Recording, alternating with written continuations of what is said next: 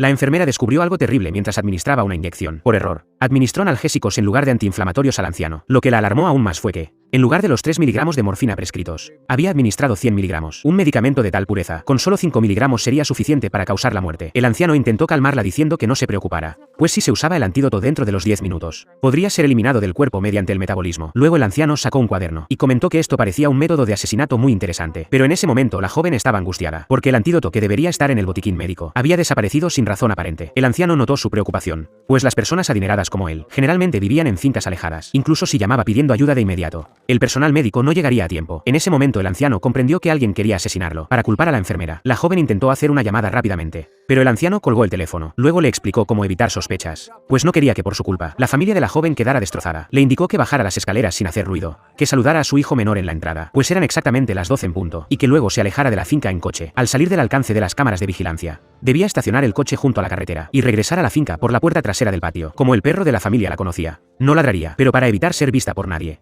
tenía que trepar por la celosía exterior y volver al tercer piso. Sin embargo, accidentalmente pisó y rompió un listón de madera. Cuando regresó, el anciano le pidió que se pusiera su pijama y su gorro. Sabía que su hijo menor aún fumaba a esa hora cada día, y así lograría que confundieran a la joven con él. De este modo tendría una coartada, que la eximiría de ser la principal sospechosa, y podría escapar sin problemas. Pero la joven tenía un defecto fatal: vomitaba cada vez que mentía. El anciano le advirtió que entonces no mintiera, que solo dijera la parte verdadera. Luego la joven volvió por el mismo camino, pero para su sorpresa, al bajar se encontró con la bisabuela de la familia. Afortunadamente la anciana tenía la vista debilitada, y confundió a la joven con su nieto, preguntándole por qué había vuelto. Bajo el manto de la oscuridad, la joven finalmente logró regresar a casa, pero para su sorpresa, al día siguiente cuando el mayordomo abrió la puerta de la habitación, descubrió que al anciano le habían cortado la garganta, y había un cuchillo sangriento en el suelo. Dado que el anciano era un célebre escritor de suspense, su muerte pronto fue noticia. La policía determinó inicialmente que era suicidio, pero la joven seguía viviendo atemorizada cada día. Un día recibió una llamada, informando que, aunque el anciano ya había sido enterrado, la policía necesitaba hacer algunas preguntas a todos, por lo que esperaban que la joven regresara antes a la finca. Tras observar detenidamente, Jack descubrió que aunque la familia aparentaba armonía, en el fondo todos tenían sus propias agendas. Efectivamente, tras su insistente interrogatorio, todos comenzaron a acusarse mutuamente, y la situación era mucho más compleja de lo aparente. John dijo que el hijo menor había discutido con su padre esa noche,